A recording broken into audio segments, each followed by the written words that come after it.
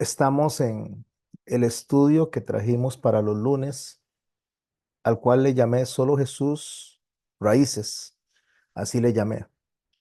A los que me están escuchando acá en la clase y a los que me estén escuchando después a través de las otras plataformas de las redes sociales, les cuento que en los viernes a partir de las 7, de 7 a 8, doy una enseñanza. Es como un tipo prédica, pero un poquito más enfocada a entender el texto desde sus raíces. Me refiero a lo que el Señor Jesucristo está comentando, explicando, predicando desde la raíz en lo que es la parte geográfica, social, política, religiosa, de comunidad, todo lo que tiene que ver que rodeaba al Señor Jesucristo. Desde ahí es que hago los viernes esa enseñanza. Los lunes, como tenemos un poco más de tiempo, entonces me dedico a tomar lo que son las raíces ya más profundo, ver algunos conceptos, perdón, básicos y estudiar ideas que hay desde el Antiguo Testamento hasta el Nuevo para poder entender lo que es la misión de nuestro Señor Jesucristo, su mensaje y lo que los apóstoles nos dejaron a nosotros en su testimonio. Hoy también vamos a ver conceptos básicos, y una vez que veamos estos conceptos básicos, vamos a hacer el estudio de unos textos para poder hacer nuestro disfrute de lo que el Señor tiene para nosotros en esta noche. Antes de ir al texto que vamos a estudiar hoy, deseo de estar poniendo esas raíces, esas bases, y entre las bases quiero mencionar que en los tiempos del Señor Jesucristo habían diferentes grupos religiosos. Muchas veces cuando las personas escuchan hablar de los judíos como tal, piensan los judíos como un solo bloque. Y realmente, mis hermanos y mis hermanas, eso es una interpretación errónea del judaísmo y del judío. Y vean que estoy separando judaísmo y judío, porque el judío como tal, si nosotros lo analizamos, está en dos líneas en las cuales nosotros le vamos a llamar judío. Una es porque desciende de la tribu de Judá y la otra es porque practica el judaísmo. Y practicar el judaísmo no es de la línea de Judá, sino de la línea de Leví, que es uno de los hijos de Jacob. Entonces, ¿por qué se le dice al que practica o al que estudia, promueve lo que es la línea levítica, que sería el judaísmo religioso? ¿Por qué se le dice judío?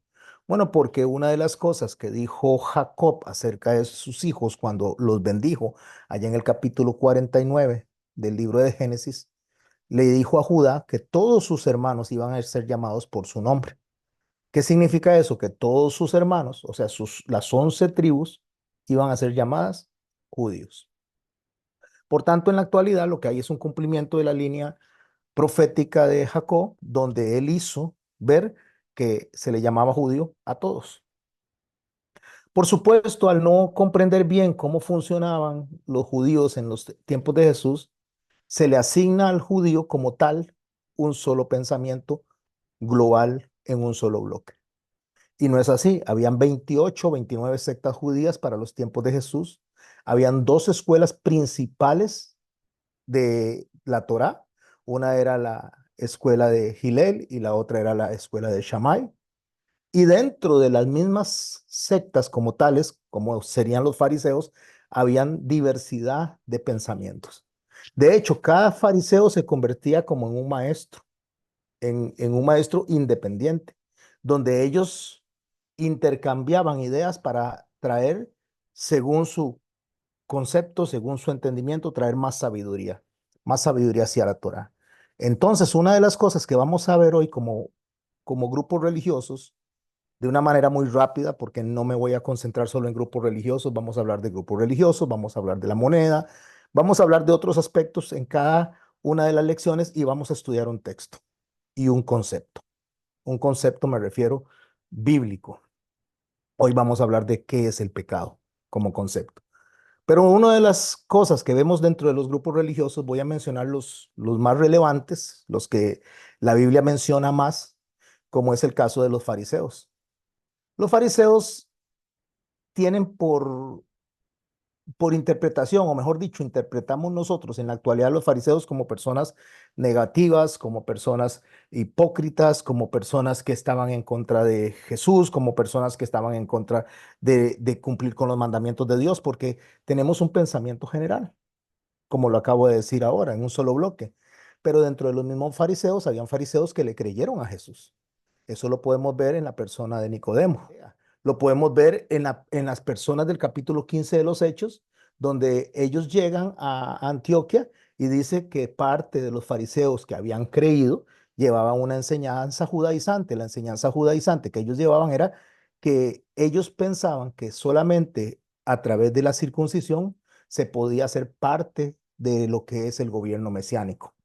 No tenía que ver con un asunto como lo vemos hoy en día, que ellos lo pensaban porque no creían en Jesús. No, ellos creían en Jesús, pero para ser parte del gobierno de Jesús, el gobierno mesiánico de Jesús, los fariseos descritos en el capítulo 15 del libro de los Hechos, creían, porque así es como lo dice el libro, los que habían creído, ellos creían que era necesario circuncidarse. El problema que hay en el libro de los Hechos, el problema que hay en el libro de Romanos, es un problema de dos grupos, circuncidados y no circuncidados. Ese es básicamente el problema. No significa que no se puedan observar las cosas que están en el Antiguo Testamento. Llegaremos a ese punto en algún momento. Bueno, los fariseos son constituidos 175 años antes de nacer Jesucristo, después de la guerra de los macabeos, porque una vez que los servidores, los sacerdotes de Antíoco Epifano, para un 25 de diciembre, ponen un cerdo en el altar para sacrificarlo a sus dioses dentro del templo, 24 a 25 de diciembre, que es cuando se celebra el ritual, la adoración al dios pagano como lo es Neptuno, cambia de nombre dependiendo del lugar del país o de la religión que lo vea, pero al final de cuentas, esa adoración del 24 a 25 de diciembre que se le hacía en el solsticio es lo que los macabeos vieron, o todo el pueblo de Israel, solo que los macabeos son los que se levantaron en, en armas para poder defender de la mano de Judá Macabeo lo que estaba pasando ahí.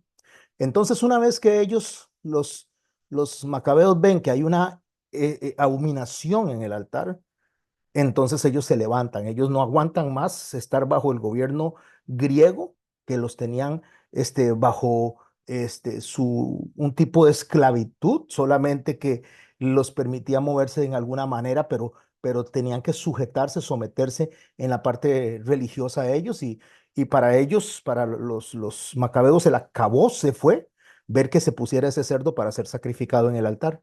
Se levantan en armas, más o menos entre los 175, 180 años antes de Cristo, y ganan una guerra que duró 3 años y medio. Eso inicia para 24 o 25 de diciembre. De ahí es donde viene después la celebración de la Hanukkah, que la hablaremos cuando lleguemos a los puntos de raíces en cuanto a las fiestas. Y como los macabeos ganaron, y ellos nombran a los fariseos como sacerdotes para volver a restaurar lo que es la ley. Cuando hablo de la ley, estoy hablando de la Torá, de la instrucción, del Antiguo Testamento, de la Tanaj, de eso estoy hablando. La ley, la gente confunde el Antiguo Testamento con ley y no, el Antiguo Testamento tiene de todo, tiene poesía, tiene historia, tiene libros de sapiencia, tiene ley, tiene muchas cosas que nos enseñan a nosotros acerca de la persona de Cristo, porque lo que el Señor dice, que los escritos de Moisés y los libros de sapiencia, que serían los proverbios y los salmos, hablan de él, los manda a escudriñar eso. Bueno, entonces, una vez que se gana la guerra contra los griegos y recuperan el templo, entonces se rededica el templo a la adoración al Señor, que se llama Días de la Dedicación. Eso es lo que se celebra en la Hanukkah para el tiempo de diciembre, la recuperación del templo. Al ver los macabeos que era necesario restablecer la religión, ponen a los fariseos. Pero los fariseos, que eran guardadores de la ley, en sí, literalmente guardadores de la ley, que deseaban hacer lo correcto, de acuerdo a lo que los escritos de Moisés establecían, le dicen a los macabeos que ellos no deberían de estar en el trono de Israel porque el trono de Israel está reservado para un descendiente de la línea de David y ellos son asmoneos, ellos no descienden de la línea de David. Al verse los macabeos que les iban a quitar el trono, entonces deciden 10 años después, en el año 165 antes de Cristo, establecer a los saduceos. ¿Quiénes son los saduceos? Los saduceos es un grupo aristocrático, sale de la plata. Ellos empiezan a controlar el templo, empiezan a controlar los ritos, rechazan las tradiciones orales de la Torá porque el fariseo se basa en la tradición oral y en la tradición escrita. La tradición es oral, la tradición escrita es lo que usted y yo conocemos como Antiguo Testamento y la tradición oral es lo que se mantiene como historia de generación en generación de cómo el pueblo de Israel reaccionó a lo que Dios le pidió y cómo Dios le actuó ante la reacción de ellos, sea que fuera rebelde o sea que fuera en favor de lo que Dios establecía. Eso se conoce como la historia oral. Voy a hacer una pausa aquí de la historia oral para ver si puedo explicarle un poquito mejor cómo funciona la historia oral, que por eso es que no se desecha, se recibe, pero se recibe no como una autoridad bíblica, sino como parte de la historia escrita para poder complementarla. ¿Por qué deseo explicarlo? Bueno, primero porque me voy a tomar tiempo en cada filmina, me voy a tomar tiempo en cada concepto, porque de eso se trata de ahora en adelante los lunes, que ustedes tengan las raíces bien profundas, de forma de que cuando ustedes solitos estén interpretando un texto, no necesiten de nadie más, hablando humanamente, sino que única y exclusivamente del Espíritu Santo, que les dé luz a lo que están leyendo con la madera, con la leñita que estamos poniendo ahorita acá. Entonces, una vez que los saduceos toman el control, porque son aristocráticos, y llegan a formar la mayor parte del Sanedrín, entonces viene y ellos dicen, no, no, dice, nosotros aprobamos que los macabeos continúen siendo los que gobiernan Israel, y así fue. Así se quedaron los macabeos funcionando gracias a que los saduceos, ricos, aristocráticos, toman posición. Allá en el año 68, 69, cuando Pompeyo conquista Israel, el Israel que estaba libre, que se había liberado en manos de los macabeos, entonces viene Pompeyo y establece lo que es el Imperio Romano. Del año 69 antes de Cristo, el Imperio Romano conquista y empieza a gobernar. Ya no gobiernan los griegos, pero el Imperio Romano tenía una forma de conquistar muy interesante. Ellos no le quitaban nada a los conquistados, sino que le dejaban la religión, le dejaban lo que hacían y ponían ellos a gobernar bajo su instrucción a títeres, títeres como eran los religiosos, y los dejaban siendo la cara en el pueblo de lo que el pueblo debía de obedecer, y lo que hacían los romanos era indicarle a los títeres religiosos o a los títeres políticos cómo comportarse hacia el pueblo. Bueno, eso es lo que se encuentra Jesús. Cuando llega Jesús a predicar, desde que nace y mientras está predicando, se encuentra a Herodes gobernando, que no era de la tribu de Judea, estaba casado con una judía. Se encuentra con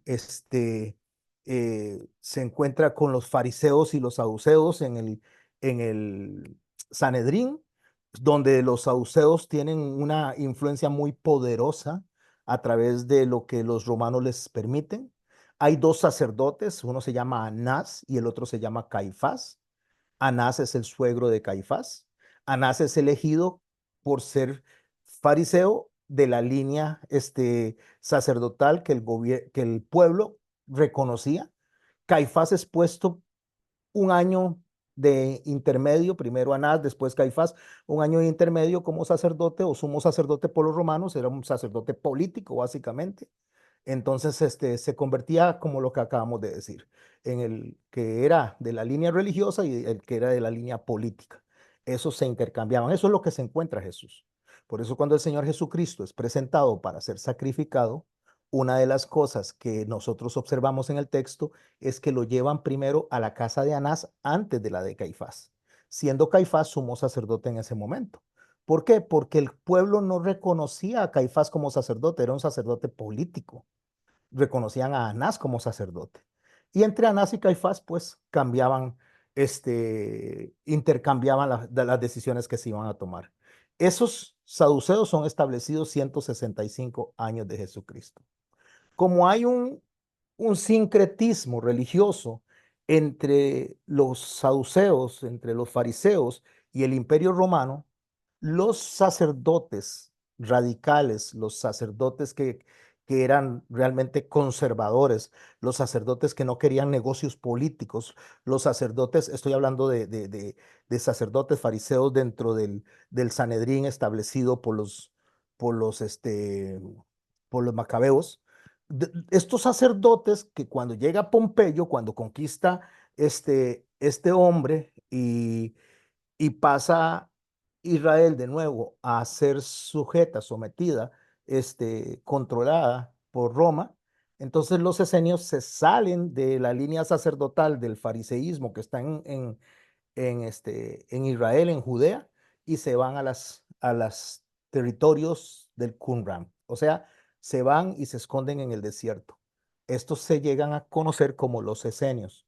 Son fariseos, sacerdotes radicales que no se sujetan al imperio romano.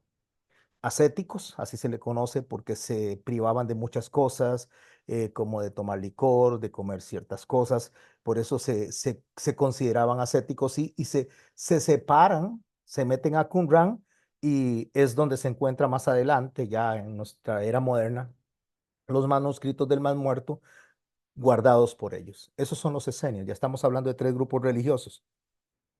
Les dije que había mucho más, que hay 28, 29 en los tiempos de Jesús, pero le voy a hablar de los que la Biblia mayormente menciona. Los celotes era un grupo también que no estaba de acuerdo con el sincretismo que se daba entre el Sanedrín y Roma, pero los celotes, en lugar de irse a guardar para esperar la venida del Mesías, que como lo estaban haciendo los esenios, sino que los celotes eran un poquito diferentes, eran revolucionarios. Ellos buscaban liberar la Palestina del dominio romano. Déjeme decirle que Palestina es un nombre que pone a Ariano, un emperador en el año 117, él conquista, o mejor dicho, él toma la posición de emperador después de que el anterior emperador muere. Y una de las cosas que él hace es pedirle a los judíos que peleen una batalla para defender los territorios de Roma y que les va a reconstruir el templo que en el año 70 había sido destruido por Tito Vespasiano. Ariano les ofrece esto. Habían aproximadamente unos 5 o 6 millones de judíos en ese momento en la zona de Israel. Y estos hombres pelean con Roma para defender a Roma pensando en que les van a reconstruir el templo. Ganan la batalla, Ariano, emperador romano, gana la batalla, pero no les construye el templo. Entonces ellos se sublevan contra Ariano y Ariano los empieza a perseguir. Es donde empieza esa gran persecución de judíos y los cristianos, que era más básicamente una denominación más judía al principio, porque el cristianismo nacía del judaísmo, se reunían también en las sinagogas, y usted lo puede ver en el libro de los Hechos, donde Pablo llevaba a las sinagogas, donde se reunían a hablar del Señor Jesucristo, porque para ellos no había ningún problema, era de si habían 28 denominaciones judías, pues una más, y si habían 29 pues una más, ellos no tenían ningún problema con eso. Pero cuando son perseguidos, entonces los cristianos se separan del judaísmo y empiezan a practicar las cosas aparte porque los judíos son perseguidos por Ariano. Ya después, más adelante, los mismos judíos van a perseguir al cristianismo. Llegaremos a eso cuando hablemos de historia, porque para eso estoy yo acá, para tratar de llevarles a ustedes todo lo que necesiten para entender bien los evangelios. Los celotes eran un grupo de personas que no eran como los fariseos, no eran como los saduceos que se sometían, ni como los esenios. Ellos pensaban que tenían que defender la tierra de Palestina, nombrada así por Ariano, que significa tierra de filisteos, para insultar a los judíos. Ellos se levantaban en armas y esos eran los celotes, eran guerrilleros básicamente. Las influencias políticas y culturales que había para los tiempos de Jesús era Roma, que ya les expliqué, que había conquistado ese territorio 68, 69 años antes de Cristo por medio de Pompeyo. Ellos construyeron carreteras, acueductos, hicieron lo que se conoce como la Cesarea Marítima, que es el puerto destacado de la arquitectura romana para esos tiempos, que hablaremos de ello cuando hablemos de la Torre Antonia y hablaremos de todo lo que tenía que ver militar en los tiempos de Jesús. La mayor influencia era romana en cuanto a la parte militar y en cuanto a la parte cultural era la influencia helénica. O sea, la resistencia judía fue fuerte contra los griegos, pero ya la asimilación cultural había quedado en ellos. Todo lo que es la zona de Decápolis, que es al norte de Judea, al norte de Israel, toda esa zona, era totalmente griega y era sometida a lo que era el pensamiento griego. En la estructura social habían diferentes jerarquías de personas. Esto me gustaría que le preste mucha atención porque esto lo vamos a ver muy de lleno cada vez que interpretemos un texto de los evangelios, que es lo que vamos a estar concentrándonos en solo Jesús, tanto los lunes como los viernes. Esta sociedad jerárquica se componía de los líderes religiosos, políticos y comunitarios. Llámese el Sanedrín, políticos en el caso de el rey Herodes, que no era, era un títere más de lo que era el imperio romano, ¿verdad? Porque el imperio romano lo que tenía era el procurador en los tiempos del Señor, a Poncio Pilato, pero el títere político era Herodes y la familia de Herodes, que hablaré más a profundidad de ellos. No era un Herodes, Herodes es un título, no es un nombre, sino que estaba Herodes Felipe, estaba Herodes, a ver si me acuerdo. Bueno, después les iré diciendo los nombres de los Herodes, pero Herodes básicamente es un título como tal. Estaba Herodías, que era la que estaba casada con Herodes Felipe, y después se fue con Herodes, ¿cómo se me va? Se me va a ir el nombre. Bueno, no es importante probablemente para mi exposición en este instante. Y los líderes comunitarios eran los ancianos. Ancianos se componían la mayor parte de ya ex hombres del Sanedrín, ex sacerdotes del Sanedrín, porque en el Sanedrín se empezaba a gobernar desde los 30 años o a ser sacerdocio de los 30 años a los 50, de los 30 a los 50 y después se retiraban. Estos que se retiraban quedaban como ancianos del pueblo y eran los que continuaban también dirigiendo en la parte comunitaria, pero también tenían una influencia súper enorme. Algunos de los sacerdotes que superaban los 50 muchas veces no los dejaban dentro del grupo de ancianos, sino que los dejaban funcionando dentro de las sinagogas, dentro del templo, como administradores.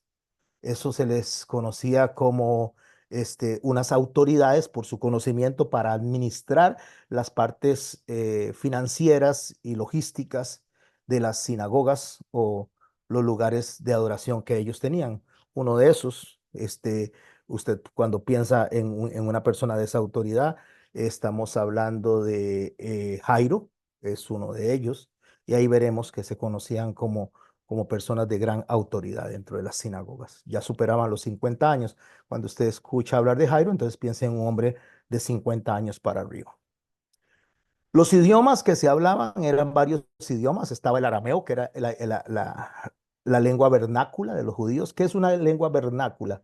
Una lengua vernácula es una lengua que se utiliza a diario, que es la lengua común del momento. Es el arameo. Estaba el arameo, como se conoce como el arameo plano, o sea, el arameo muy cercano a los tiempos de Babilonia.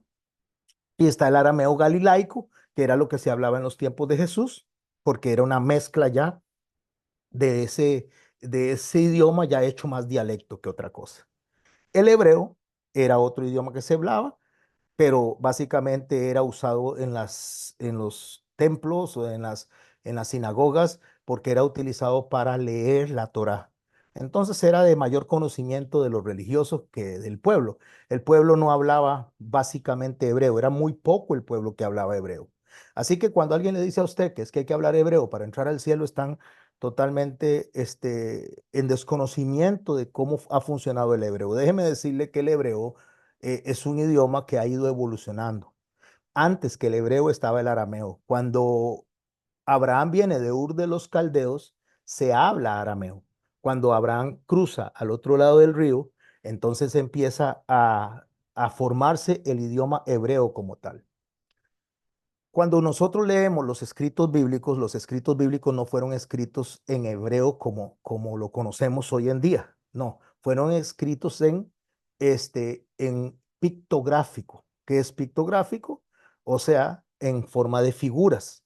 Después del pictográfico, en los tiempos de Moisés hasta Esdras, viene lo que se conoce como el paleo hebreo, que es un hebreo ya no el pictográfico, sino un hebreo en cuanto a escritura un poquito más cercano al que conocemos hoy.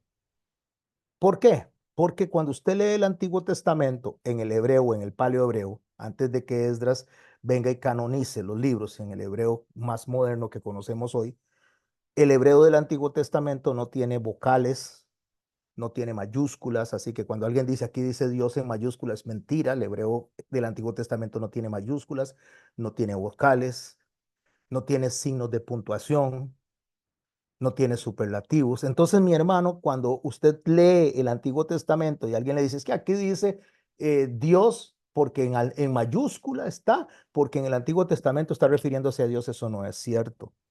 No existen las mayúsculas, no existen las vocales, solo consonantes. Y cuando se habla de un superlativo, en el idioma hebreo como tal, que es o en el paleohebreo, que es un idioma de imágenes, no se entiende como cuando usted dice grandísimo o se entiende riquísimo. Eso no se entiende en el hebreo, eso no está dentro del idioma hebreo antiguo. Entonces, cuando se iba a decir algo, ¿cómo se decía? Santo, santo, santo. Ese es el superlativo que existe en el Antiguo Testamento, que significa santísimo. O ciertamente, de cierto os digo, decía el Señor. Ahí elevaba eso a un superlativo. O sea, es ciertísimo lo que les estoy diciendo. Bueno, no estoy en un tiempo, en una clase de lingüística, por supuesto, sino que estoy tratando de hacerles ver que el hebreo fue evolucionando. Ya de ahí más adelante, en las manos de los masoretas, el hebreo obtiene lo que se conoce como los nicudines, que son las vocales. Déjeme ver si puedo sacar un cuadrito que tengo aquí. No sé si lo podrán ver, me dicen si lo pueden distinguir, eso les va a salir al revés. Esto que está ahí, esos puntitos que usted ve ahí, en ese cuadro es para mostrarlo, pero aquí están los puntitos están debajo de la X. La X solamente lo que es que va a reflejar que ahí va a ir la letra que está escrita y abajo hay unos puntitos. No sé si lo logran ver. Esos puntitos se llaman nicudines. Hacen las veces de las vocales para que los hebreos modernos, ya cuando se establecen los libros modernos, esos nicudines, perdón, esos nicudines les enseñen, les ayuden a poder leer. Déjenme ver si puedo abrir mi Torah aquí. A ver si a ver si lo puedo presentar. A ver. Es que es difícil, pero a ver si lo pongo bien. Lo estoy poniendo al revés, ahora sí. Aquí ustedes les voy a acercar. Esta es una Torah. A ver, espero que la puedan ver. Ahí está escrito los textos en hebreo y abajo están los nicudines. Eso es para darle sonido a la vocal que no existe en hebreo. Así que cuando uno habla, uno tiene que ser muy cuidadoso. Porque si usted para al frente y empieza a predicar de gente que está nuevita, que gente que está empezando, dice, es que el hebreo se habla desde la antigüedad, eh, para darle un ejemplo, Adán habló hebreo, eso no es cierto. El hebreo es un idioma un poquito más nuevo. Incluso el idioma que se hablaba en Mesopotamia, en lo que es Ur de los Caldeos, era arameo. El hebreo es mucho, mucho más nuevo que el arameo. Así que el hebreo es un idioma bastante nuevo, no nuevo, pero es bastante nuevo en la relación de la historia bíblica. Este idioma hebreo es el que se encuentra en nuestro Señor Jesucristo, arameo, se encuentra el idioma hebreo en las sinagogas y el arameo como de habla cotidiana. Después está el griego, que es en el que se escribe el Nuevo Testamento, es en el que se escribe la Septuaginta es trasladar el hebreo, que fue canonizado por Esdras. Esdras vino y en cautiverio escribió todo el Antiguo Testamento, lo pasó al hebreo que conocemos ahora, a lo que se conoce como el hebreo moderno, y entonces a partir de Esdras hasta la fecha es el hebreo que usted se encuentra en la Torá, en los escritos. Y este hebreo es traducido al griego en tiempos de Alejandro Magno. Eso se conoce como la Septuaginta.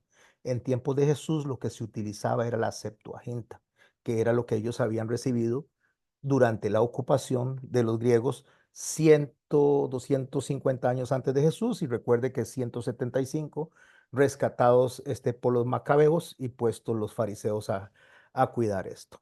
Así que hay que tener mucho, mucho cuidado cuando uno enseña, que no se encuentre con alguien que sí sabe y diga, mira qué bateador que está diciendo eso, o es que bateador esa que está diciendo eso. Por eso, mis hermanos, nosotros tenemos que estudiar y prepararnos a la hora que vamos a enseñar los textos bíblicos.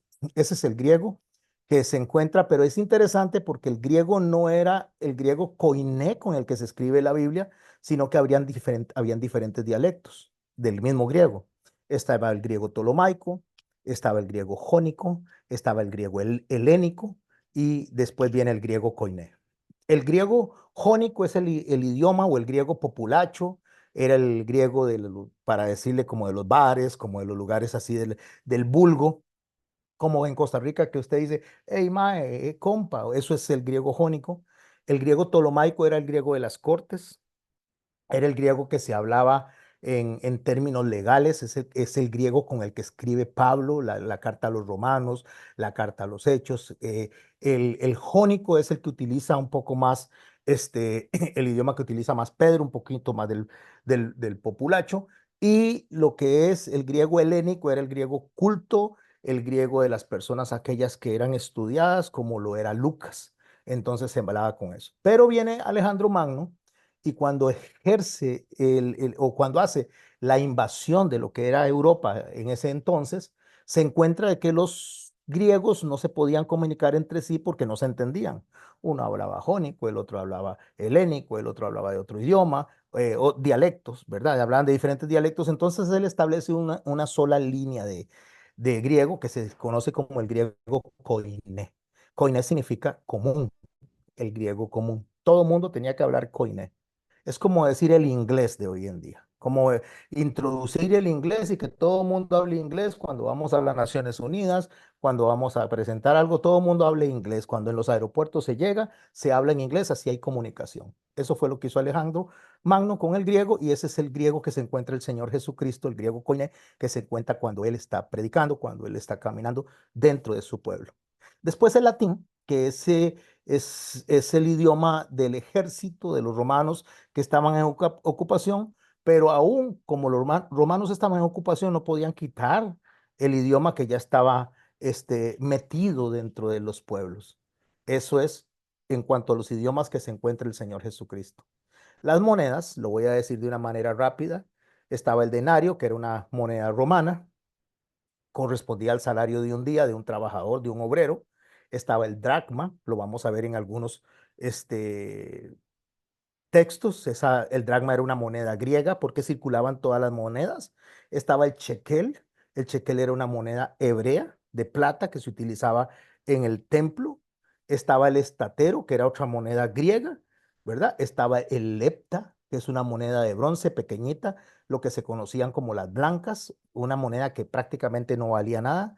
Cuando escuchamos a aquella mujer viuda que está echando dos monedas blancas, está echando dos leptas.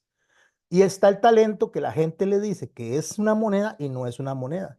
El talento no era una moneda. El talento es una unidad de medida. Es como decir el kilo o la libra. Entonces, lo que se hacía es que ese peso, que correspondía a 32 kilos de plata, perdón, 34 kilos de plata, eso se utilizaba para pesar el valor que se estaba pagando. Para no estar contando moneda por moneda, se pesaba y lo que pesara 34 kilos de plata, eso equivalía a un talento. Y por último estaba el azarión, que era una moneda romana que no era de, no se menciona mucho, la puede encontrar en Mateo 10:29, cuando se habla de los pajarillos y el valor de ellos. En cuanto a las fiestas que se encuentran las fiestas que son de Dios. En esos tiempos el Señor está predicando y hasta la fecha las fiestas de Dios, porque cuando en Levítico capítulo 23 se instruye a practicar las fiestas, no dice que se practiquen las fiestas de los judíos, se dice que se practiquen las fiestas de Dios. Y estas fiestas que corresponden a las fiestas de Dios, que son de práctica obligatoria o por lo menos recordatorio obligatorio, que las tenemos que conocer, que nos marcan los tiempos, que es lo que Pablo va a decir que deberíamos de conocer, le dice a los tesalonicenses, las fiestas y las ocasiones, refiriéndose a esto que voy a decir y refiriéndose a la cronología de los tiempos. Entonces, los tiempos y las ocasiones, refiriéndose a las fiestas y a la cronología de los tiempos.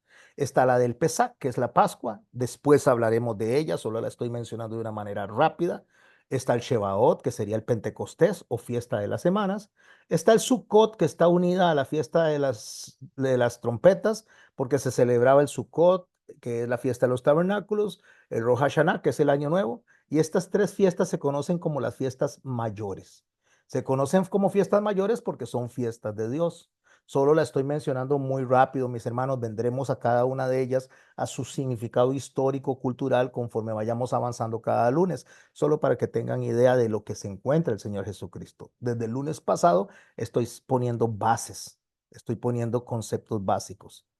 Entre las celebraciones judías estaban las celebraciones no de Dios, sino de los judíos, pero que también Jesús las celebraba. Iremos a esos textos cuando veamos que el Señor celebraba absolutamente todo lo que su pueblo celebraba. Estaba la Hanukkah, que se conoce como la fiesta de las luces, que esta fiesta es celebrando lo que los macabeos hicieron. Es lo que el Señor nos muestra a nosotros que va a hacer Él en un mes de diciembre. Va a destruir a todas las a todas las personas que están celebrando esta idolatría en el mes de diciembre. Él va a venir y va a caer con ira sobre esta gente, celebrando a un Jesús que no es el que él enseñó. ¿Y por qué lo sabemos? Porque la fiesta, el Yom Teruah, que son las fiestas que se celebran en septiembre y octubre, es cuando el Señor Jesucristo nació. Se estableció un Jesús inventado por la iglesia romana, por la iglesia católica, y consolidado por Martín Lutero, antisemita, perseguidor de judíos, para poder darle fuerza, una fiesta muy, muy nueva, básicamente, que se conoce como la Navidad. Entonces, esta fiesta muy nueva que se celebra es justamente la introducción del paganismo al templo que hicieron los siervos de Antíoco Epífano, que los macabeos expulsaron, y eso es lo que se celebra en la Hanukkah, la expulsión de esa fiesta pagana en el mes de diciembre, que se ha venido haciendo durante todos los años, desde hace 175 años, 178 años antes de Jesús. Fiesta de la dedicación. Veremos a Jesús caminando durante los días de la dedicación, diciendo que los que estén cansados y cargados, que vengan a Él, que los que estén sedientos, que vengan a Él, porque justamente la gente anda buscando a un Jesús en el mes que no es, en la fiesta que no es, y lo único que están obteniendo es puro veneno. Bueno, eso lo veremos cuando estudiamos la Hanukkah. Después está la fiesta del Purim, que es la salvación de los judíos de Persia, perdón, ahí estamos hablando de Esther. El Yom Kippur es una fiesta de arrepentimiento, de expiación. El Purim representa la salvación de los judíos en los tiempos de Persia. El Tishbar es una conmemoración de la destrucción del primer templo o un recordatorio de la destrucción del primero y segundo templo. Eso es una fiesta judía. Y el Shemit Torah, esto es muy importante, se conoce como el regocijo de la Torah. Es que se empieza a leer la Torah en este mes, se estudia durante un año, se hace una fiesta de 48 horas y se vuelve a empezar a estudiar eso cada año durante todo el tiempo hasta que el Señor Jesucristo regrese para los judíos, hasta que el Mesías que ellos esperan regrese.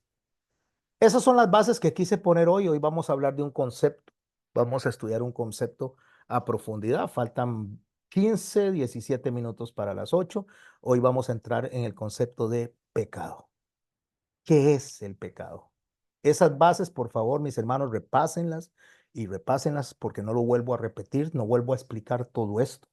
Ustedes guarden el video, guarden el audio si lo tienen, escriban, conserven la información y cuando haga yo mención de un texto que nos trae a lo que acabo de explicar, solo haré una mención muy rápida para entender en el tiempo en que Jesús está predicando.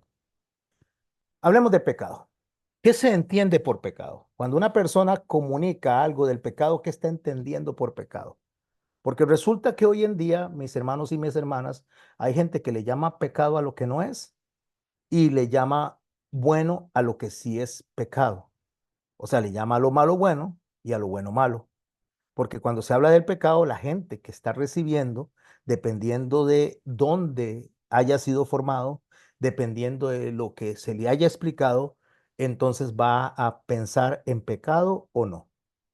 Hay varios tipos de pecado y hay varias formas de pecar.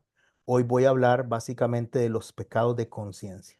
Está el pecado de conciencia, está el pecado de opinión y después está el pecado de hierro, después está el pecado de ignorancia. Bueno, voy a dejar esos pecados de lado porque hoy vamos a hablar básicamente de conciencia y de opinión.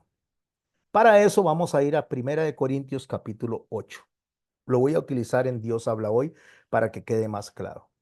Pablo, cuando viene hablando acerca de alimentos y de fiestas, hablándole a las personas que están criticando, a aquellos que practican las fiestas del Señor, o al revés, los que critican a los que no las practican, porque eso se da, unos dicen, es que usted no tiene que celebrar el Pesaj, la Pascua, porque es una fiesta judía. Qué raro, porque la mayoría de las iglesias cristianas en todo el mundo celebra el Pesaj, solo que le llaman Pascua, pero es el Pesaj. O sea, indiferentemente si lo hacen bien o mal, pero eso es lo que están celebrando. El Yom Teruah, que sería la fiesta de las trompetas cuando nuestro Señor Jesucristo va a venir, entonces las personas las celebramos correctamente en el mes de septiembre, octubre, y otros lo celebran en el mes de diciembre de manera errada, celebrando el nacimiento del Señor en el día que no es, cuando el Señor se ha concentrado en su venida, su muerte, resurrección y en su regreso. Eso es lo que quiere el Señor que se celebre. Y la fiesta del Chebaot, que es la fiesta del Pentecostés, que se celebra en mayo, es recordar la venida del Espíritu Santo, es recordar cuando se le dio la ley al pueblo de Israel en el Sinaí y que se cumple esa promesa, se cumple esa figura cuando el Espíritu Santo es derramado sobre la iglesia en el libro de los Hechos. Bueno, entonces hablando de esto, Pablo, hablando de todo lo que acabo de explicar, le dice, ahora paso al asunto de los alimentos. Él viene explicando de qué está bien y qué está mal delante de Dios. ¿Por qué? Porque el único que nos dice a nosotros lo que es bueno y lo que es malo es Dios. Pero hay algún problema con los pecados de conciencia y lo que Pablo va a tocar. ¿Qué es un pecado de conciencia y qué es un pecado de opinión? Porque yo puedo estar pecando de conciencia o puedo estar pecando de opinión. No necesariamente lo que Dios me dice, no matarás, no adulterarás, eso está muy claro, no darás falso testimonio, santificarás las fiestas, obedece a tu padre y a tu madre, honra a tu padre y a tu madre. eh, Todos estos mandamientos están muy claros. O sea, no hay forma de que haya confusión ahí. Entonces, ¿qué es un pecado de opinión y qué es un pecado de conciencia? Es lo que Pablo va a tratar. Ahora paso al asunto de los alimentos ofrecidos en sacrificio a los ídolos. Es verdad lo que se dice, que todos tenemos el conocimiento de la verdad. Ok, Pablo llega y aborda a los corintios y le dice, es verdad, dice, todos sabemos realmente qué es la verdad o quién es la verdad. ¿Quién es la verdad? Jesús. Entonces nosotros tenemos que hacer lo que Jesús dijo, porque solo Jesús, que es lo que estamos estudiando, es quien es el intermediario, solo Jesús es quien dice palabra de vida, solo Jesús es la autoridad, solo Jesús es el mediador, solo Jesús en Jesús hay salvación. Entonces tenemos el conocimiento de la verdad, pero dice, ahí viene el pero el conocimiento hincha el orgullo. Una vez que tenemos conocimiento, entonces las personas ven a los otros como menos. Ah, ya ahora yo sé, pero aquel, mira, aquel sí es tonto, ¿ah? Que mira lo que anda haciendo. O aquel sí es pecador, mira lo que anda haciendo. Entonces el conocimiento, a la hora que nosotros entendemos lo que está bien y lo que está mal, hincha el orgullo. No porque el conocimiento sea malo, sino porque el hombre con conocimiento, y cuando hablo de hombre, estoy hablando de hombre y mujer, cuando hablamos de hombres con conocimiento, por lo general se siente mejor que el otro, se siente superior al otro. Y ahí es donde viene el problema. Por eso dice el Señor a través, o el Espíritu Santo, habla a través del hermano Pablo, donde dice que todos tenemos conocimiento de la verdad, pero el conocimiento hincha el orgullo y dice lo que debe de interceder en medio de ese conocimiento, en tanto el amor edifica a la comunidad. ¿Ok? Es la llamada de atención que les hace él a ellos en el capítulo 13 de Primera de Corintios. Ustedes hacen esto, pero lo hacen sin amor. Empieza a hablar de la ausencia del amor en los dones y la práctica de los dones que vienen de Dios, que vienen del Espíritu Santo, pero sin amor no valen nada, no hay identidad y no soy nadie. No voy a predicar del capítulo 13 de primera de Corintios, pero es lo que Pablo está diciendo. Es bueno el conocimiento, es bueno saber del Señor, es bueno conocer las fiestas, es bueno conocer los conceptos, es bueno conocer las raíces, pero para ser usados con amor, no con orgullo, porque el orgullo lo único que hace es hincharnos. Entonces, Pablo continúa diciendo en el verso 2 del capítulo 8 de Primera de Corintios. Recuerde que lo estoy leyendo en Dios habla hoy. Si alguien cree que conoce algo, de ese conocimiento, si alguien sabe, cree que sabe algo, si usted cree que ya sabe bastante de fiestas, sabe bastante de figuras, sabe bastante de lingüística, sabe bastante del amor, sabe bastante de Jesús, sabe bastante del Padre, si usted cree que sabe algo, todavía no lo conoce como debe conocer. Me encanta cómo Pablo lo dice. Y quiero que subraye, por favor, en su libro de notas eso. Si alguien cree que conoce algo, por favor, preste atención a esta. Todavía no lo conoce como lo debe conocer. A ver, si lo pongo en un color que resalte ahí. Todavía no lo conoce como lo debe conocer. ¿Verdad? Entonces, mis hermanos y mis hermanas, es muy importante que nosotros tengamos claro, muy claro, que por mucho que sepamos, no sabemos nada. Estamos, pero con una pizquita del verdadero conocimiento. Entonces, quien crea que conoce a Dios plenamente, lo único que hace es manifestar orgullo, porque nadie conoce a Dios plenamente. Nadie conoce a Jesús plenamente. Ni siquiera nos conocemos a nosotros mismos plenamente. Bueno, Pablo viene hablando de aspectos de comida, pero entonces dice que si alguien ama a Dios, o sea, no conocemos todo plenamente, pero si amamos a Dios, Dios lo conoce a Él. Si amamos a Dios, si realmente nosotros hacemos las cosas, y aquí es donde está la clave de lo que estamos estudiando hoy. Si usted hace las cosas para agradar a Dios, aun cuando esté equivocado, y Dios sabe que su intención es el deseo de agradarlo, entonces Dios va a examinar ese corazón. En el tanto no esté infringiendo los mandamientos claros que acabo de mencionar. Porque si usted dice, yo voy a adulterar porque con esto agrado a Dios, no, porque el mandamiento es claro. Si usted dice, yo voy a murmurar porque yo en la murmuración, no, el mandamiento es claro. Pero hay mandamientos o no mandamientos, conductas que tal vez pueden parecer buenas y no son buenas, pero no están infringiendo una verdad fundamental. Dado eso, entonces el verso 4 nos continúa diciendo, en cuanto a esto de comer alimentos ofrecidos en sacrificio a los ídolos, está hablando de unas carnes que se habían sacrificado, unos animales que se habían sacrificado a los ídolos, le dice a los corintios, bien sabemos, ahí viene el conocimiento que él tiene, el conocimiento que tienen los que están estudiando con él, los discípulos, bien sabemos que un ídolo no tiene valor alguno en el mundo, o sea, no vale nada. O sea, usted le puede ofrecer algo a un ídolo que si no existe, no se lo ofreció a nadie, a nada, no existe. Y que solamente hay un Dios. Entonces Pablo hace claridad de que si alguien viene, voy a poner un ejemplo. Vamos de aquí a San José. Hay ¿cómo se llama esto? Un turno. Usualmente los turnos, no sé si todavía se hacían fuera de las iglesias católicas. Entonces ellos vienen y hacen unas comidas ahí, que para comprarle a San Martín de Porras una estatua o para hacer una estatua de San Francisco de Asís, alguno de los santos. Entonces vamos a vender arroz con pollo o van a vender arroz con pollo. Y usted pasó, iba para su casa y usted dice, uy, qué rico ese arroz con pollo que están vendiendo, ahí voy a llevarlo. Para efectos de la gente de los tiempos de Pablo, si usted compraba ese arroz con pollo, usted prácticamente estaba en el infierno.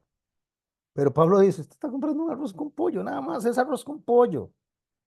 No sirve, el ídolo ni existe, es madera, es un invento, eso no sirve para nada, no tiene ningún valor. Comas el arroz con pollo tranquilo. Espero estarme explicando con esto, mis hermanos. O sea, no hay ningún problema con eso no afecta nada, no te afecta el corazón. Lo más que puede ser es que si lo come y ya tiene una mala manipulación de alimentos, vaya a tener que ir al servicio o va a tener que ir al doctor por un dolor de estómago, pero espiritualmente no le afecta. Entonces dice Pablo en el verso 5, pues aunque en el cielo y en la tierra existan los llamados dioses, préstele atención a esto.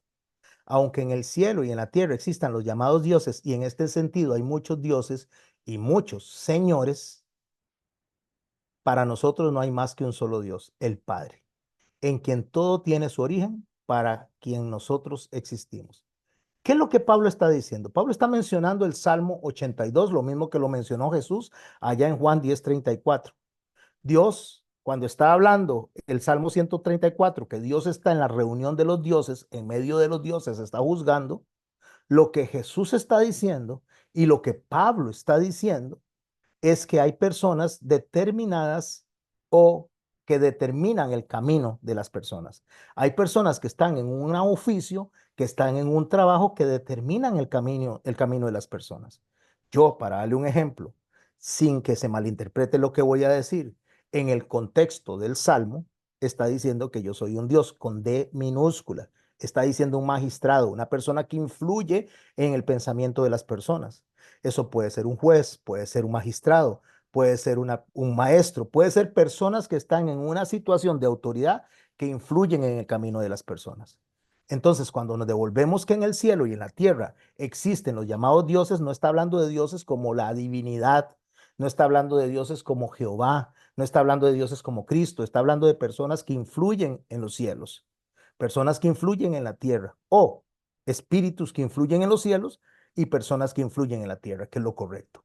¿Quiénes influyen en los cielos? Bueno, los querubines, los serafines, hay orquestas de ángeles, o que se conocen también como coros de ángeles o órdenes de ángeles, que están establecidos por jerarquías y hay unos que influyen a otros. Y había uno era un querubín que estaba en una posición muy buena, influyó sobre otros y arrastró a esa tercera parte de los ángeles a la tierra o los hizo caer del cielo.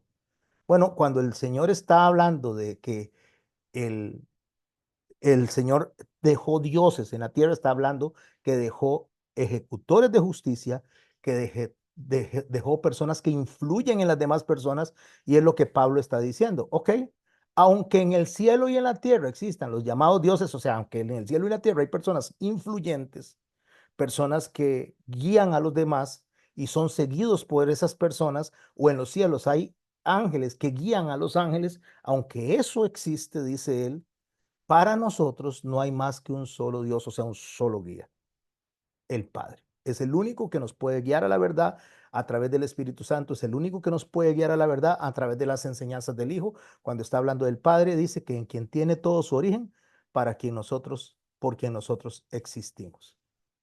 Y, y añade, y hay también un solo Señor, Jesucristo. O sea, Él es el ejemplo a seguir. Dios es el Padre, Dios determina las cosas y Jesús es el ejemplo a seguir. Porque en todas las cosas existen, incluso nosotros mismos. No olvidemos que estamos hablando del concepto de pecado. No olvidemos que estamos hablando de órdenes religiosos que se dieron en un tiempo y órdenes políticas que se dieron en un tiempo y órdenes y jerarquías que estaban cuando Jesús llegó y lo que se está diciendo, por lo menos Pablo, de ya el Señor no está en ese momento, ya le ha resucitado, pero el Señor está diciendo, bueno, aquí nosotros tenemos que seguir lo que Dios dice y lo que Jesús nos enseñó. Eso es lo que nosotros tenemos que seguir. Pero una vez, cuando él inicia diciendo, nosotros sabemos la verdad, nosotros sabemos quién es Dios, nosotros sabemos lo que Dios determina, Nosotros sabemos lo que Jesucristo nos enseñó. El Espíritu Santo nos recuerda lo que Jesús nos enseñó. El Espíritu Santo nos convence de pecado. El Espíritu Santo nos contrista. Pero, dice el verso 7, pero no todos conocen la verdad. Ok, perfecto. Hay un grupo de personas que están en la iglesia de Corinto. Unos conocen bien que le agrada a Dios y que no le agrada a Dios. Hay otros que están nuevitos llegando, vienen tal vez con ideas allá de donde se venía el arroz con pollo en aquel turno. Y entonces para ellos eso, que estaba allá, eso es terrible comerlo porque venimos de allá. O tal vez no es nada para comerlo. El asunto es que está que no todos conocen la verdad porque algunos estaban acostumbrados a adorar ídolos. Ok, vienen de allá y para ellos eso es común, comerse ese arroz con pollo. Estoy diciendo arroz con pollo. Pablo se estaba refiriendo al cerdo prácticamente, a la comida, a las comidas o no eran comidas para ellos eso no era comida, sino a lo que está rechazándose en el libro de Levítico como animales impuros, como animales rastreros, como animales que viven de la carroña. Bueno, eso está, ahí usted se encuentra el camarón, se encuentra la langosta, se encuentra el cerdo que es tóxico, suda hacia adentro y entonces por eso se considera un animal impuro. Todas esas cosas. Eso es lo que Pablo está llamando la atención.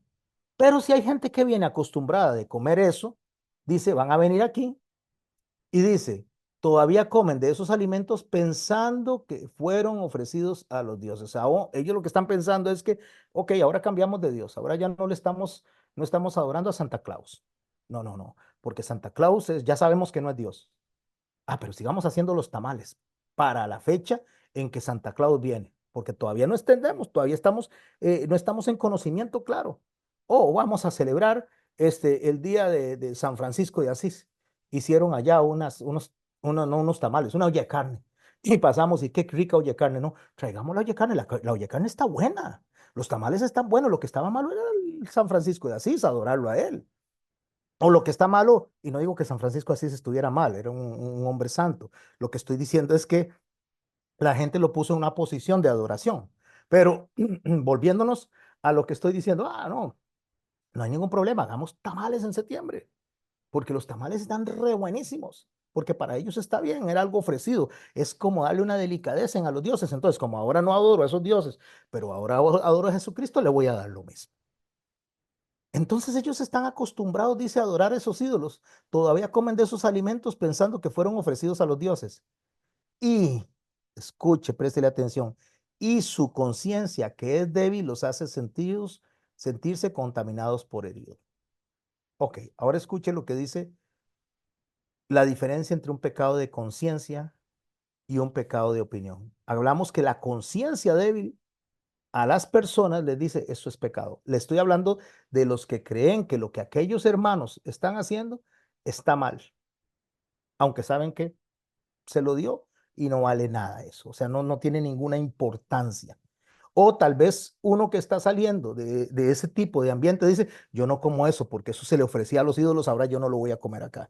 Lo que quiero decir, mis hermanos, es que Pablo no se está enfocando en el alimento, ni en quién lo esté comiendo. Pablo se está enfocando en la conciencia. ¿Qué creo yo que estoy haciendo cuando estoy consumiendo esto? Entonces, el problema de la conciencia es la percepción del individuo de lo que considera pecado en su práctica, en su moralidad y en su ética. Porque la conciencia es un guía moral que tenemos nosotros, puesto desde que nacemos. El Señor nos deja la conciencia, es un guía moral para todos nosotros. Entonces, la persona podría ser que esté considerando que su conciencia le está diciendo que X práctica es pecaminosa y Dios dice, no, eso no es pecaminoso. ¿Cómo hace tranquilo el arrocito con pollo? Entonces, un pecado de conciencia, mis hermanos y mis hermanas, se basa en la percepción personal, lo que yo creo que está mal. Vamos a poner este ejemplo. Yo me siento a la mesa, me siento con todos ustedes. Entonces alguien viene nuevo, está entrando a la congregación nuevo, viene de lugares donde, para darle un ejemplo, en los tiempos del rey Asuero, una de las cosas que se hacía para tomar buenas decisiones era emborracharse. La gente, entre más borracho estaba, más mejores decisiones según ellos tomaban. Por usted veía que esas fiestas se hacían, se emborrachaban y tomaban decisiones de guerra. Entonces, emborracharse en algunas culturas es bueno. La palabra de Dios dice que no seamos sujetos al vino, que no estemos nosotros capturados del vino. O sea, la palabra de Dios condena el emborracharse, no el vino, porque Jesús no tomó jaicis, Jesús tomó vino. Entonces nosotros nos sentamos en una mesa, ahí estamos todos.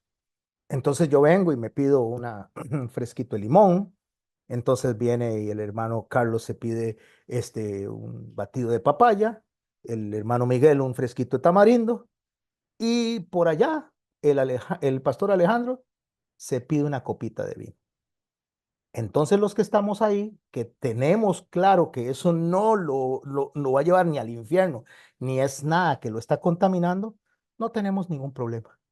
Pero resulta que tal vez, vamos a decir que es un ejemplo que estoy usando, no es así, pero vamos a decir que Isaac dice, ¿qué pasa? Es pastor y está tomándose una copa de vino. ¡Qué barbaridad! Eso no lo debería de hacer. Eso es sacrificado a los ídolos. Eso es pagano. Eso es pecado. Entonces, por la conciencia de Isaac, el pastor Alejandro no debería tomarse esa copa de vino porque lo está haciendo pecar. Porque para Isaac, él cree, no estoy diciendo que es así, Isaac, estoy tratando de utilizar el ejemplo. Para Isaac, él cree realmente que está agradando a Dios cuando no toma vino. Y si él cree que está agradando a Dios cuando no toma vino, entonces que no tome vino, porque es un asunto de conciencia. Dice, si alguien que actúa contra su propia conciencia, o sea, si Isaac dice, ay no, yo voy a tomar vino porque el pastor Alejandro está tomando, pero me siento mal, y lo hace en contra de la conciencia, entonces entra en un conflicto. Entra en un conflicto de culpabilidad, aunque no está pecando. No está pecando contra otros, no está pecando contra Dios, pero entra la duda. Entonces ahí delante de Dios sí es pecado. Vea lo que dice Romanos 14:23. Pero el que duda sobre lo que come, o sea, el que duda sobre lo que come o sobre lo que bebe, está condenado si come. Ok, Isaac es duda de tomarse una copita de vino, no se la tome. Porque si hay una duda, si él cree que está ofendiendo a Dios, no lo tome. Porque en ese momento, aunque no sea pecado para Dios, aunque no sea pecado delante de las demás personas, en ese momento se convierte en pecado porque su conciencia le dice que no lo haga. Entonces, a que no hay una determinación en la Biblia que diga no se tome esa copa de vino, no lo haga porque usted se va a sentir mal. Y eso entonces lo que hace es alejarlo de la fe correcta, de la fe verdadera. Por eso el texto dice, porque no lo hace con fe y todo lo que no proviene de la fe es pecado. Así que mis hermanos, para los creyentes, el actuar en contra de la conciencia, aunque no nos esté afectando realmente, es un pecado que afecta nuestra integridad moral, afecta nuestra sinceridad delante de Dios. Escuche lo que dice el verso 8 de Primera de Corintios, capítulo 8. Claro que el que Dios no acepte no depende de lo que comamos, está diciendo Pablo. O sea, Dios nos acepta no por lo que comamos o lo que no comamos, pues no vamos a ser mejores por comer ni peores por no comer. Eso no nos afecta. No afecta que si usted coma el tamalito, no le está afectando en nada que usted se coma el arroz con pollo, que lo hizo allá en la iglesia de San Francisco de Asís, ni el tamalito que le trajeron, porque vino y lo hicieron durante el mes de diciembre, entonces se va a comer el tamalito. Usted no le está pasando nada, no, no se va a ir al infierno, Dios no se va a enojar por eso, no hay ningún problema con eso. No hay nada. Ni lo hace más bueno, ni lo hace más malo. Lo que el Señor está diciendo, pero, y ahí está el pero, escuche, pero si usted cree que lo que está haciendo es ofendiendo a Dios con eso, no lo haga, porque ya hay una advertencia del corazón, y si yo me brinco esa advertencia, entonces sí estoy pecando. Eviten, pero eviten esta libertad que tienen ustedes, me refiero a los que nos sentamos en la mesa, la libertad que tiene el pastor Alejandro de tomarse una copita de vino mientras estamos cenando, eviten esa libertad que tienen ustedes para que haga caer en pecado a los que son débiles de su fe. O sea, si yo sé que eso le está afectando a mi hermano Isaac y eso le va a llevar a él a pecar contra mí, a decirme qué clase de pastor es este, mejor no lo tome. No lo tome porque estás haciendo pecar al hermano débil. No es porque estés pecando contra Dios, pero estás afectando la conciencia de él. Porque mi hermano y mi hermana, hay cosas que son legales que no son morales. Y hay cosas que son ilegales y son morales. Entonces, cuando estamos hablando del pensamiento pecaminoso, entre lo que es prohibido o lo que no es prohibido, lo legal o lo que no es legal o moral o no es moral, solo es uno el que lo determina y se llama Jesucristo en sus enseñanzas y el Espíritu Santo que nos guía a nosotros. Y cuando tenemos nosotros la conciencia que nos dice, no, no haga eso, tengamos mucho cuidado de cómo actuamos. Vea lo que dice Pablo a Timoteo en 1 Timoteo capítulo 2. Para esto fui constituido predicador y apóstol. Digo, verdad en Cristo, no miento. Y maestro de los gentiles en fe y en verdad. Quiero pues que los hombres oren en todo lugar levantando manos santas sin ira ni contienda. Y escuche lo que dice aquí. Asimismo que las mujeres se atavíen de ropa decorosa, con pudor y modestia. No con peinado ostentoso, ni oro, ni perlas, ni vestidos costosos, sino con buenas obras, como corresponde a las mujeres que profesan la piedad. Entonces resulta que el que oye este texto y la oye, la ve a usted que se pone un aretico o un pendiente, le dicen en otros lugares, entonces ya la mandó al infierno. O resulta que si usted fue a la iglesia a escuchar la palabra de Dios y fue en pantalones, ya la mandaron al infierno. O resulta que si usted no se pone un velito en la cabeza para ir a orar en la iglesia, entonces la mandaron al infierno. Es lo que se conoce como pecado de opinión y ahí es donde nos alejamos de la conciencia. ¿Cuál es el pecado de opinión? El pecado de conciencia consiste en lo que yo pienso, yo pienso que está agradando o desagradando a Dios. Si yo que me pongo un velito creo que así agrado a Dios, póngaselo. Si yo creo que ir a la iglesia en falda larga hasta la rodilla agrado a Dios, hágalo. Si yo creo que cuando voy a la iglesia yo no debo de usar o en mi vida no debo de usar pendientes porque desagrado a Dios y la conciencia me afecta en eso, pues no se los ponga, porque esto ni la hace más santa ni la hace menos santa. Pero el pecado de opinión no consiste en lo que usted piensa de usted. En pecado de opinión es lo que consiste en lo que yo pienso de usted. A ver si lo pueden ver en esta figura que estoy poniendo. Tenemos 4 fotos de mujeres. La primera mujer tiene un turbante, una falda larga que le cubre hasta los tobillos. Esa parece como un vestido como de musulmana, parece muy parecido. Después tenemos otra muchacha que está con un overol, con los pantalones rotos en las rodillas y con una mezclilla ahí. Tenemos otra que está con un vestidito de rayitas, muy bonito. Y tenemos unas muchachas que tienen los pechos al descubierto allá en África, que tienen un montón de collares hechos por ellas. Entonces tenemos esas 4 grupos de mujeres que llegan a adorar a Dios el domingo. ¿Cuál de las 4 es pecaminosa? ¿Cuál de las 4 es la más pecaminosa de todos? No, no abran el micrófono, solamente les estoy haciendo la pregunta para que lo tenga presente. ¿Cuál de las 4 peca más? O la pregunta sería, ¿cuál de las 4 es la más santa de todas a la hora que llega el domingo? Resulta que cuando yo opino sobre esas personas, entonces yo estoy haciendo un pecado de opinión. Es mi problema delante de Dios, porque estoy juzgando a las personas por mi forma de entender las cosas, porque soy libre, porque tal vez Dios ya me explicó a mí qué es lo correcto y qué es lo incorrecto, pero estas personas están en un proceso de aprendizaje, pero tienen un corazón deseoso de agradar a Dios. Si usted va a África, esas personas, esas mujeres están dentro de la normalidad. Para ellas no es pecado. Usted se encuentra a todas las demás señoras igual. La que se va a ver raro es usted, que está ahí con un vestido o lo que sea. O tal vez vemos ya no nos vayamos a África, vayámonos a las iglesias de aquí. Entonces nosotros vemos que entra una muchacha con el pantalón roto y con un overol, esa pecaminosa, esa va para el infierno, esa nos viene a contaminar. Esa es su opinión. Eso es un pecado de opinión, porque tal vez esa muchacha no se siente, aún el espíritu no le ha tocado y le ha dicho haga esto así o haga esto allá. Y si ella siente y si ella cree en su interior que no está afectando a nadie en su interior, nuestra opinión no debería de infringir a menos que sea que aquella de África venga a nuestro entorno y entonces a la de África hay que instruirle y decirle, vea, póngase una camisita, porque así es el entorno. O al revés. No sé si estoy explicándome, mis hermanos, porque el pecado de opinión consiste en que yo le digo a la gente lo que está bien y lo que está mal. Y yo no soy quien dice lo que está bien y lo que está mal. Es Dios lo que dice lo que está bien y lo que está mal. Pero escuche lo que dice Pablo a los Corintios.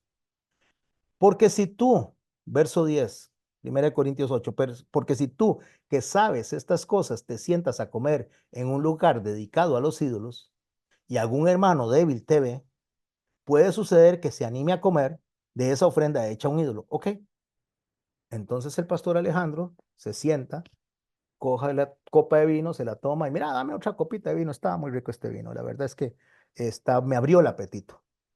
Entonces viene y Isaac dice, bueno, sí, me voy a tomar yo, deme una copita de vino a mí también.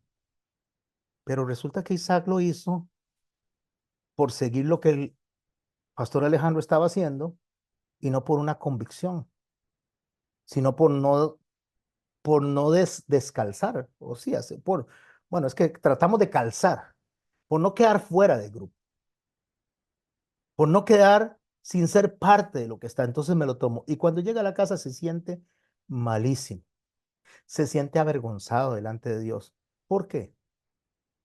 Porque el problema es que él realmente pensaba que sin tomarse la copa de vino estaba agradando a Dios. Y si tú dices, y si tú por tu conocimiento haces que se pierda ese hermano débil, o sea, ya a Isaac le dio vergüenza, ya Isaac dice, yo no voy a volver a la iglesia. Qué vergüenza. Y yo me siento tan mal delante de Dios. Si tú por tu conocimiento haces que ese hermano débil se pierda, por quien Cristo también murió, se murió por usted y murió por él. Usted es el que puso un estándar de opinión y no debió de haberse metido a ser piedra de tropiezo para ese muchacho, para Isaac. Por quien Cristo también murió al ofender la conciencia de los hermanos débiles en la fe, ofenden ustedes a Cristo mismo. Increíble. Increíble cómo lo aborda Pablo. Dice, ustedes no solo están ofendiendo al hermano que todavía es nuevo, que todavía no conoce, sino que también están ofendiendo directamente a Cristo porque hizo a ese hermano sentir mal. Mis hermanos, yo creo que, déjenme ver, sí, yo creo que voy a parar aquí. Después vamos a hablar mañana, porque el lunes, perdón, vamos a hablar de la opinión en la psicología, la opinión en los pensamientos, lo subjetivo que es y lo que corresponde a estos pecados de conciencia. Voy a ver, déjenme ver cuánto me falta. Lo dejo ahí porque mejor para no ampliarlo mucho y no salirme de la línea y no perdérmela. Después regresamos, estudien el audio, repasen los textos, estudien 1 Corintios capítulo 8 y volveremos la próxima semana, el lunes, estaríamos regresando para leer un poquito más de lo que es pecado, pecado de conciencia, pecado de hierro, pecado de ignorancia, meternos un poquito más en el pensamiento de Jesús e irnos a lo que Jesús nos dice que actuemos, cómo debemos de actuar nosotros delante de los demás para agradar a Dios en cuanto a nuestro concepto de lo que es pecado y lo que no es pecado. Nuestro concepto, porque lo que es pecado y no es pecado está establecido aquí en la Biblia. Lo demás es opinión o una conciencia que no ha sido todavía enseñada a lo que le agrada o no le agrada a Dios. Gracias a los que me están escuchando acá, ya casi vengo con ustedes, a los que me están escuchando a través de YouTube en casa, los abrazo, los saludo, muchas gracias. Dele me gusta, por favor, comparta, porque cuando usted le da me gusta y lo comparte, eso me ayuda a que ranquee el video y le llegue a cada vez más personas. Y los que están acá, si pueden meterse después a YouTube cuando esté el video, háganlo también para que nos ayude a rankear o me ayude a mí a rankear, ¿verdad? Que sea la búsqueda cuando pongan ahí acerca de raíces del Señor, raíces de Jesús, entonces podamos tener una mayor población. Voy a dejar de compartir. No, primero voy a dejar de transmitir. No, no estoy transmitiendo. Eso es el viernes. Voy a dejar de compartir en este momento. Y voy a arreglar la vista aquí para verlo de galería todos. Ay, qué lindo se ven todos. Y voy a detener la grabación